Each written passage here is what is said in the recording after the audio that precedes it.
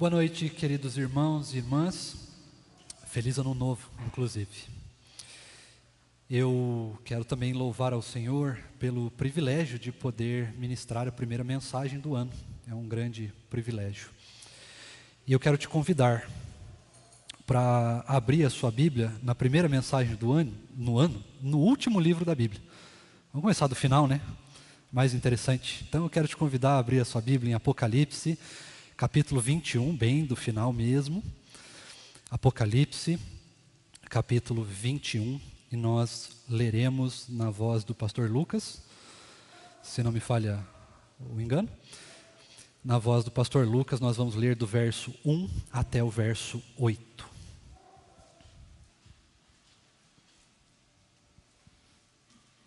Diz assim, Apocalipse capítulo 21, versículos de 1 a 8. Vi novo céu e nova terra, pois o primeiro céu e a primeira terra passaram, e o mar já não existe. Vi também a cidade santa, a nova Jerusalém, que descia do céu da parte de Deus, ataviada como noiva adornada para o seu esposo. Então ouvi grande voz vinda do trono, dizendo: Eis o tabernáculo de Deus com os homens. Deus habitará com eles. Eles serão povo de Deus, e Deus mesmo estará com eles. E lhes enxugará dos olhos toda lágrima, e a morte já não existirá. Já não haverá luto, nem pranto, nem dor, porque as primeiras coisas passaram. E aquele que está assentado no trono disse: Eis que faço novas todas as coisas. E acrescentou: Escreve, porque estas palavras são fiéis e verdadeiras. Disse-me ainda: Tudo está feito. Eu sou o Alfa e o Ômega, o princípio e o fim. Eu, a quem tem sede, darei de graça da fonte, da água da vida. O vencedor herdará estas coisas, e eu lhe serei Deus, e ele me será filho. Quanto, porém, aos covardes, aos incrédulos, aos abomináveis, aos assassinos, aos impuros, aos feiticeiros, aos idólatras e a todos os mentirosos, a parte que lhes cabe será no lago que arde com fogo e enxofre, a saber, a segunda morte. Vamos orar, irmãos? Pai Celestial, nós te bendizemos e nós te louvamos, e diante de nós lida está a sua palavra, mas nós precisamos que o Senhor ilumine o nosso coração e fale conosco. Nós queremos ouvir a tua voz e queremos saber qual é a sua vontade para as nossas vidas. Por isso nós nos rendemos ao Senhor e, com os nossos corações abertos e ouvidos abertos, damos lugar ao Senhor nessa noite, pedindo que o Senhor fale conosco, nos instrua na sua palavra, ilumine o nosso coração para sabermos e assim nos posicionarmos de acordo com a tua boa, perfeita e agradável vontade. Esse é o desejo do nosso coração. Fazemos isso em nome de Jesus. Amém. Queridos, esse é o final de uma série tríplice que eu fiz, começando lá em Gênesis, no capítulo 3, passando então por João 3,16, falando de Cristo, e agora terminando em Apocalipse, capítulo 21. E essa série, ela procurou demonstrar como que Deus tem cuidado de nós, mesmo do começo de todas as coisas, durante a vinda e depois da vinda de Cristo, e mesmo antes de que o mundo tivesse sido formado, porque o Senhor nos diz, mesmo em Apocalipse, que o Cordeiro já estava morto, antes mesmo da fundação do mundo. E agora encerra, mostrando o cuidado de Deus também, até nós estarmos neste lugar, que é descrito neste texto, no capítulo 21 de Apocalipse. E Apocalipse é um livro muito interessante. Talvez um dos poucos da palavra de Deus que tem uma quantidade quase ilimitada de maneiras e formas de se interpretá-lo. Conhecidas e assim, as mais razoáveis são mais de 30. Fora as que não são conhecidas, as que dependem de outros livros, apócrifos e pseudepígrafes, para se concretizarem ou se firmarem. E fora as que a gente não conhece, que vêm do coração de qualquer um, né? Mas Apocalipse é um livro interessante. É tão interessante que o reformador João Calvino nem o comentou. É o único livro dos 66 que João Calvino não interpretou. Por que Calvino não interpretou? Quando a gente for para o céu, perguntaremos. Mas por aqui ele não nos diz, inclusive, o motivo pelo qual ele não interpretou esse livro. Mas nós encontramos muitas coisas a respeito de Apocalipse. Uma delas, que é muito curiosa, é que o livro de Apocalipse ele nos traz algumas descrições bastante vívidas a respeito daquilo que pode acontecer, ou daquilo que vai acontecer, ou daquilo que já aconteceu. Aí depende da interpretação. Mas é fato que ele nos traz situações bastante adversas. Contra o livro de Apocalipse, por exemplo, que certa feita, se nós interpretarmos ele como literal, um meteoro, uma parte de uma estrela, até isso é interpretativo, mas uma rocha de fogo cairia do céu e mataria 1/3, se não me falha a memória, da população humana. Em outros, ele fala sobre máquinas que se parecem com gafanhotos ou nações. Ele fala de bestas que saem do mar e dragões e mulheres que não sei... Nossa, é uma coisa de louco. E é muito comum nós encontrarmos na igreja pessoas que tenham, eu vou usar aqui uma palavra bastante forte agora, pessoas que tenham uma espécie de um fetiche, de um desejo pelo caos, pela tragédia, pela tribulação, quando a mensagem de Apocalipse não é o fim terrível de todas as coisas, mas sim o fim sublime de todos os eleitos. Essa é a mensagem de Apocalipse, é isso que ele nos traz, embora traga mensagens ali que parecem muito periclitantes. No fim das contas, o que importa desse livro é que João, tendo uma revelação em uma ilha na Grécia, uma ilha prisão, que se não bastasse ser ruim a prisão, ela ainda não podia ter escapatória, porque ela era uma ilha e não tinha como fugir de fato, a não ser que você tivesse um barco ou fosse o Michael Phelps, não sei se o Michael Phelps é nadador, eu não sei de esporte, não é minha área, mas é o primeiro nome que me lembrei. E uma coisa muito interessante, ele estava nessa ilha, e quando ele tem essa visão sublime de todas as coisas acontecendo, ele tem algumas visões e o Espírito Santo, Cristo, Deus mesmo dá visões para ele, diz para ele escrever algumas cartas para algumas igrejas. E ele vai fazendo várias revelações. Sobre isso nós podemos interpretar e entender um pouco de como é o céu, de como é esse lugar intermediário para onde nós vamos, antes de estarmos nessa cidade descrita nesse texto. Ele descreve muitas coisas e por isso existem muitas interpretações, muitas maneiras de ver e de pensar Apocalipse. Mas o que nos cabe, no fim das contas, é ver o fim dos eleitos. E embora pareça que o fim dos eleitos, ou a vida dos eleitos, seja cheia de tribulações e grande sofrimento, o final dela está no capítulo 21. E ele começa dizendo que viu novos céus e nova terra. Porque a terra antiga, essa que nós estamos, se passou, o céu se passou, e as coisas agora são diferentes, são novas. Ele inclusive fala que o mar já não existe mais. Mais uma vez, lembre-se, estamos lidando com um texto interpretativo. Há alguns comentaristas que falam sobre essa passagem, e eles dizem que aqui é como se João estivesse dizendo que não existe mais uma separação entre as nações, entre as pessoas. Lembre-se, João estava numa ilha. Então o mar não existe mais, né? Talvez não é que o mar não exista mais, mas simplesmente que ele não estava mais ali, no lugar onde a cidade ficaria. Mas discussões teológicas à parte, a gente pode ficar discutindo se o mar existe, se não existe, se vai mudar, o que vai mudar, quando vai mudar, por que vai mudar. Mas o fim das contas é que as coisas irão mudar. E nós sabemos o que irá mudar. Como talvez é um pouco impossível de dizer, mas nós sabemos o que vai mudar. E o que vai mudar? O que vai mudar é que a natureza que nós a conhecemos hoje, ela não estará mais sujeita às leis deturpadas por conta do pecado. As leis que regem a natureza hoje, elas trabalham de uma maneira completamente ligada à queda, como nós vimos lá em Gênesis. Às vezes parece que a única coisa que foi perdida ali foi o ser humano. Agora o ser humano pode morrer.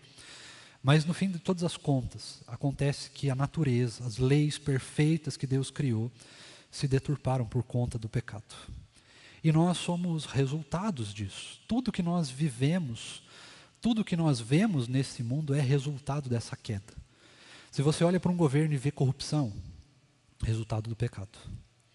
Se você olha para a natureza e vê terremotos, vulcões, furacões e tsunamis, é a mesma coisa. Isso nunca deveria acontecer. Isso não é natural. Isso não foi criado por Deus. Mas toda a natureza está sujeita ao pecado. Mas quando nós estivermos nessa nova Jerusalém celestial, depois de tudo que nós precisarmos passar aqui, nós estivermos de fato frente a frente com o Senhor, face a face com o Senhor Jesus, aí então nós também veremos isso, um novo céu e uma nova terra. E é muito comum que a gente pense que o céu é um lugar paralelo, é uma dimensão paralela, é um entre mundos, algum lugar diferente, fora da estrutura desse mundo. Quando na realidade, quando nós falamos de paraíso, quando nós falamos do lugar eterno onde nós vamos morar, é aqui. Apenas ele será renovado. Ele será um novo céu e ele será uma nova terra. Nós viveremos nesse cosmos mesmo, onde nós estamos aqui, mas com as leis refeitas, a imagem e semelhança do que Deus fez lá em Gênesis, tudo perfeito.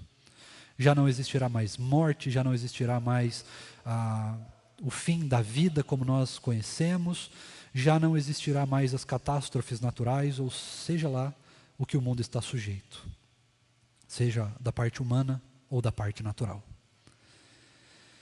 Esse talvez seja a primeira coisa que nós devemos pensar. Nós estamos em um mundo caído. Nós vivemos em um mundo que está sujeito a leis estranhas, a leis muito perversas. As coisas aqui estragam. Compra um carro hoje para você ver e deixa ele lá na sua garagem por, 2 anos. Depois pega ele para ver o que aconteceu. Se nós compramos hoje comida, por exemplo, e deixamos ela fora da geladeira, ela estraga. A menos que seja um McDonald's, aí ele fica lá por meses. Tamanho nível de conservante do trem. Mas se não for, a comida estraga. O corpo humano perece. Nós envelhecemos e, consequentemente, partimos dessa vida. Claro que não sem a permissão de Deus. Mas as coisas estragam. Os relacionamentos se deterioram e se nós não nos renovarmos e renovarmos esses relacionamentos à luz da palavra de Deus, eles também se deterioram. E assim é com os nossos pensamentos, com a nossa mente, com as nossas qualidades. Assim também é com a técnica que nós aprendemos. Quando nós aprendemos, por exemplo, um instrumento musical, eu toco guitarra, não sei se você sabe disso, mas quando eu comecei a aprender, eu era o Young Malmsteen. Mas hoje eu não sei nem fazer um dó direito, porque a habilidade se perde, eu não treinei mais. No entanto, quando nós estivermos no novo céu e na nova terra, essas leis já não existirão mais. As leis que regem esse mundo hoje, que fazem as coisas morrerem e deteriorarem, que fazem as coisas declinarem para a destruição, já não mais existirão. E essa é a primeira forma de cuidado que Deus demonstra, ou demonstrará conosco. Nós receberemos um novo céu e uma nova terra, e esse lugar será novo, será belo e será exclusivo. Ninguém mais, além dos eleitos, poderá contemplar esse lugar. E eleitos somos eu e você, aqueles que creem em Cristo Jesus, aqueles que foram lavados e remidos pelo sangue do Cordeiro. Esses verão um novo céu e uma nova terra. Verão esse cuidado de Deus ao recriar o que nós chamamos de lar. Deus vai fazer como se fizesse de novo e totalmente novo para nós. A segunda coisa que nós vemos no texto é que haverá uma cidade. E ele diz que será uma cidade muito bonita, será uma cidade extraordinária porque ela é toda enfeitada, ela é belíssima. E aqui as palavras não fazem jus, de fato, à grandeza dessa cidade. Mas se nós continuarmos lendo o texto a partir do versículo 9, nós vamos ver algumas qualidades dessa cidade. Veremos que os muros são semelhantes a pedras preciosas que brilham, a sua praça é feita de ouro como se fosse um vidro polido, e partes do seu muro são como pedras preciosas, os portões são feitos de pérolas únicas e não devem ser portões pequenos, imagino eu. Mas o que me chama a atenção é quando nós fazemos o cálculo do tamanho dessa cidade. O cálculo ali no texto nos mostra em côvados, em outros estádios e outras circunstâncias ali, outros cálculos. Mas quando nós fazemos isso a números de hoje, em quilômetros e metros, nós então temos um número aproximado do tamanho dessa cidade. E você pode perceber no texto, depois quando você chegar em casa, você pode continuar lendo esse texto, e você vai perceber que a cidade é um quadrado perfeito, tanto de largura quanto de altura. E em números atuais nós podemos medir mais ou menos 2.400 quilômetros para ambos os lados. Largura e altura. Um quadrado perfeito. 2.400 quilômetros, eu não sei até onde a gente pode chegar em 2.400 quilômetros, mas eu sei que até São Paulo são aproximadamente 600 e pouquinhos. Seriam aí algumas dezenas ou centenas de viagens para a praia, que são 100 quilômetros, para darmos a extensão dessa cidade. E talvez você olhe para ela e fale, tudo bem, 2.400 quilômetros, ok, parece bem grande realmente, mas não é um lugar muito pequeno para tantos eleitos? Não é um lugar meio apertado demais? Mas a verdade é que nós não temos como dizer com toda a certeza como que a coisa vai funcionar lá. Apesar de estar descrito no texto, nós não sabemos como que vai funcionar as leis de espaço, qual será o tamanho dos cômodos, das casas, das mansões celestiais, das ruas, se nós teremos carros ou não, andaremos a cavalos, os cavalos virarão unicórnios, não sei o que vai acontecer. É impossível saber. O que nós temos nesse texto são semelhanças daquilo que o olho humano é capaz de ver. A bem da verdade é que o que João viu, ele viu e tentou interpretar da maneira humana. Mas com certeza, a descrição desse texto não faz jus ao que verdadeiramente nós espera por cada um de nós. E sim, haverá espaço para todos os eleitos, sejam eles quantos forem. Mas nós não nos preocupamos com o tamanho da cidade, nem com o tanto de eleitos que vão estar lá. O que nós nos preocupamos é com a entrada da cidade. E para entrar nessa cidade precisa de duas coisas. A primeira, precisa que o seu nome esteja escrito no livro da vida, como diz o verso 27.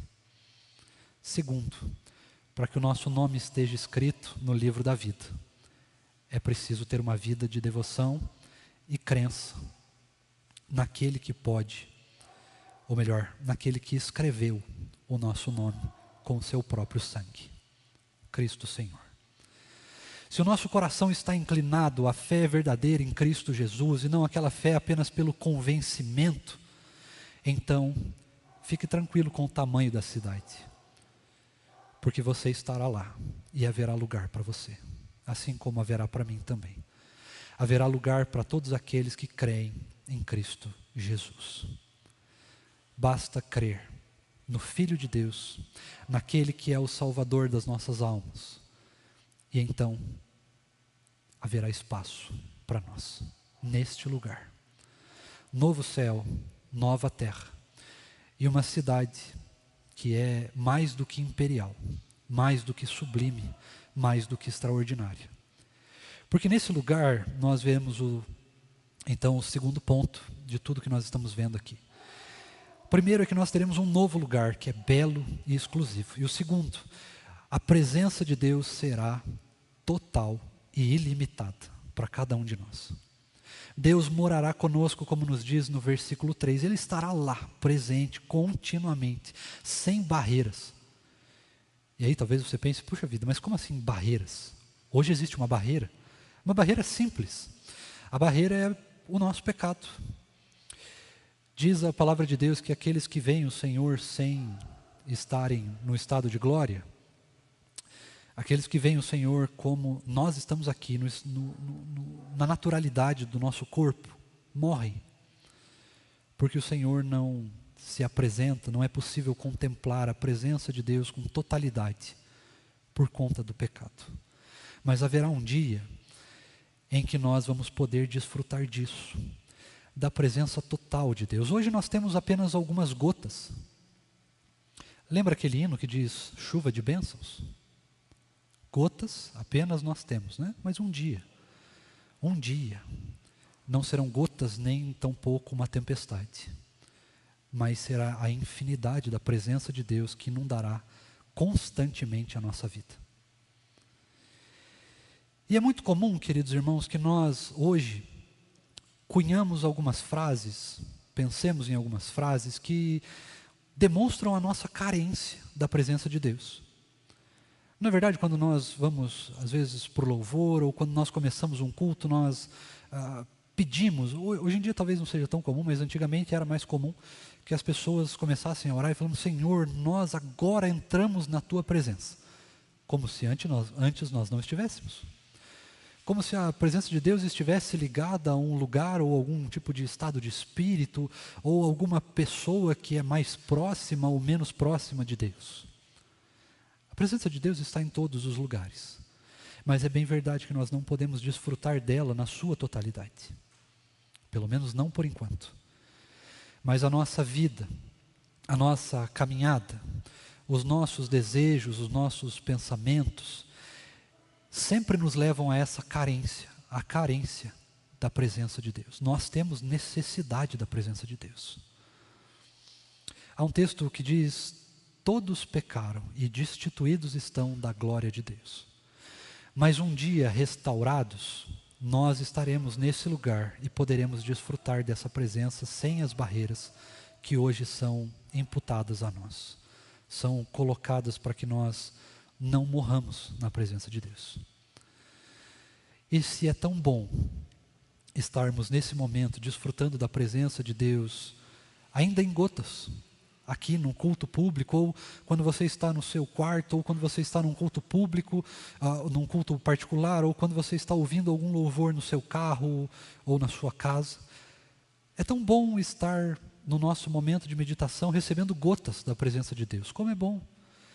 E se é tão bom agora, em gotas, você imagine quando for infinito, quando não houverem barreiras, quando Deus estiver conosco o tempo todo. A palavra de Deus nem se incomoda, inclusive, a descrever como será isso. Como é de fato ter Deus no mesmo local onde nós estaremos. Porque é impossível contemplar, seja em palavras ou descrições, como é de fato a presença de Deus na sua totalidade. Alguns homens até tentaram, por exemplo, Moisés, que viu as costas de Deus, e descendo do templo as pessoas não conseguiam nem tampouco olhar para a sua face, porque ele brilhava. Outras pessoas que muito próximas estavam de Deus, como Enoque e Elias, foram levados.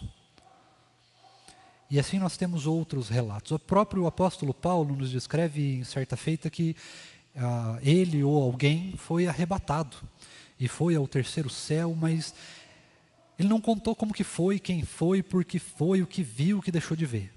Ele só nos disse que é impossível para a mente humana compreender o que de fato existe, preparado para nós depois.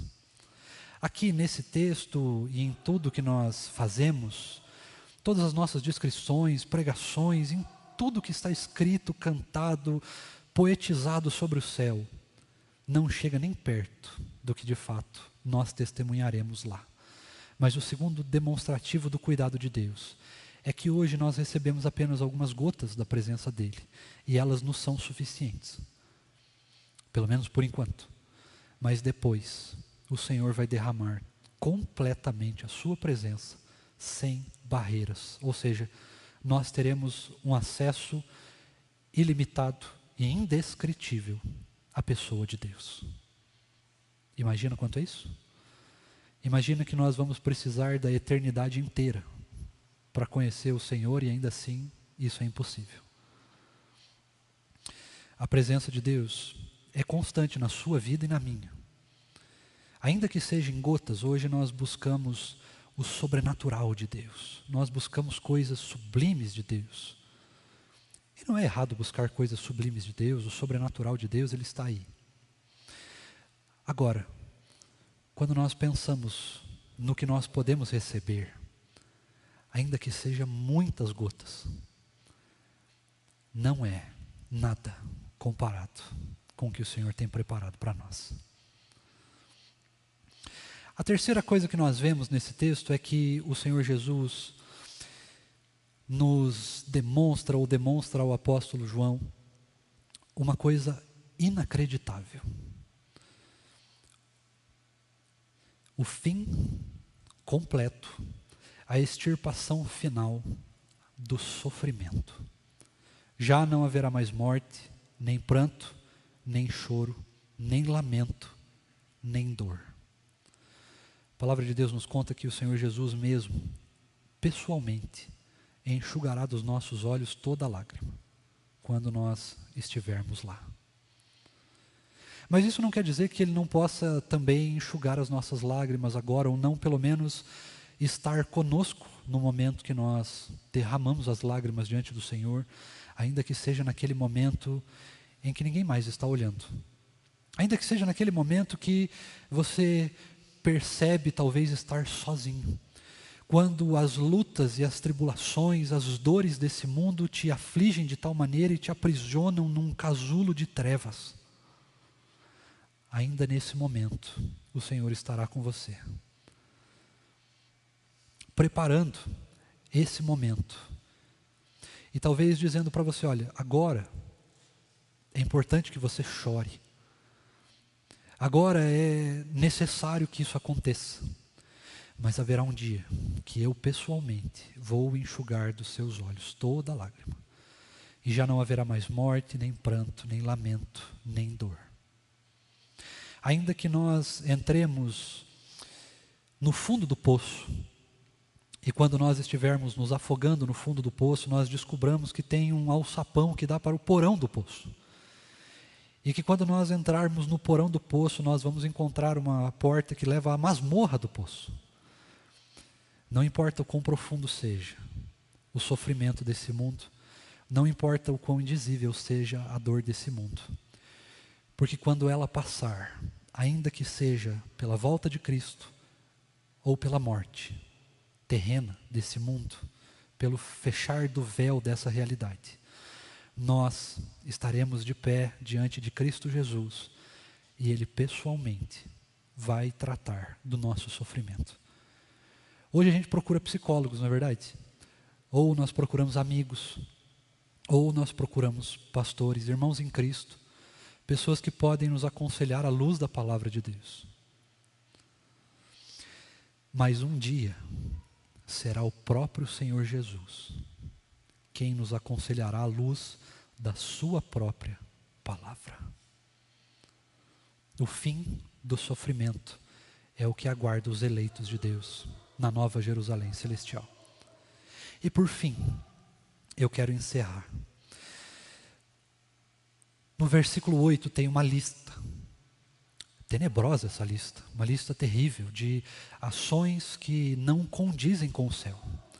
Ações que não condizem com a igreja de Cristo, que não condizem com os eleitos de Deus. Mas são ações que nós ainda estamos sujeitos. Sujeitos a que pessoas façam a nós, pessoas cometam essa lista contra nós. Mas também nós estamos sujeitos de igual forma a cometer esses mesmos pecados da lista e outros mais. Mas quando o Senhor nos apresenta essa lista, E ele diz, no versículo 7, aqueles que vencerem. E aí parece algo estranho a nós que somos presbiterianos, que declaramos uma fé calvinista, que nós dizemos que nada que nós podemos fazer pode garantir a nossa salvação, e de fato não pode. Mas aqui nos parece, não, então sou eu que tenho que correr a carreira, eu tenho que perseverar, eu tenho que ser forte, eu tenho que lutar contra as coisas, eu tenho que resistir para talvez herdar a coroa da vida, quando não é isso que o texto nos mostra. Mas o texto está nos falando de uma realidade muito perene a todo aquele que é crente de fato. Todo aquele que é crente, todo aquele que crê em Cristo Jesus, foge dessa lista. É uma pessoa que luta contra essa lista. Seja esses pecados abertos à sociedade, ou seja eles dispostos a nos prejudicar. Seja esses pecados internos ao nosso coração. Aquele que crê em Jesus foge e combate essa lista com todas as suas forças. E ainda mais, com a ajuda e o auxílio do Senhor Jesus e da sua palavra. Por isso que o texto nos diz, aqueles que perseverarem, porque é natural do crente a perseverança. Nós lutamos contra tudo e às vezes contra todos. E quando eu digo lutar contra todos, não quer dizer que nós fazemos guerra, que nós brigamos com as pessoas, nada disso. Mas nós lutamos contra a realidade dominante desse mundo. Esse mundo jaz no maligno. E nós, crentes em Cristo Jesus, servos do Senhor, cativos à sua palavra, nos rendemos ao Senhor e então nos resta a perseverança contra essa lista. Ou contra qualquer outra lista que seja apresentada pela palavra. Nós somos perseverantes contra o pecado. Nós somos perseverantes contra esse mundo caído. Nós somos perseverantes em oração. Será demonstrado já por essa semana, inclusive. Nós começamos o ano orando. Nós terminamos o ano orando. Nós somos perseverantes à palavra de Deus, nós continuamente seguimos ela, ainda que seguir ela nos leve à própria morte. Nós somos perseverantes a cumpri-la, a qualquer custo. Porque não existe outra realidade para aqueles que já estão destinados à Nova Jerusalém, a não ser a perseverança. E essa perseverança não é garantida pelo nosso esforço. Essa perseverança nos é garantida pelas gotas da presença de Deus que estão agora na nossa vida. Essa perseverança é garantida pelos ensinamentos que o Espírito Santo nos dá através da palavra. Essa perseverança vem por meio da comunhão, da igreja. E veja que a Nova Jerusalém Celestial nos parece muito como a igreja. Se você ler todo o texto, é o que nos aparenta. Nós estaremos continuamente na igreja. Mas não se preocupe com o céu. Se você acha que o céu vai ser um lugar branquinho, onde nós vamos nos recostar em uma nuvem de algodão, e a cada um de nós será presenteado uma harpa de ouro e cordas de prata, e nós então vamos ficar pela eternidade recostados naquela nuvem, olhando para o céu e dedilhando louvores. E pelo que os textos bíblicos nos mostram, parece que só um cântico, né? Santo, santo, santo. Não é isso o céu. E se algum dia parecer o que é, quebra isso no teu coração. Porque o céu, não importa o quanto a gente tente descrever, o quanto a gente leia esse texto, o quanto a gente interprete esse texto, mesmo se a gente quiser extrapolar o que a própria Bíblia diz. Não importa se a gente lê esse texto em hebraico, em grego, em aramaico, na língua dos homens, dos anjos, não importa.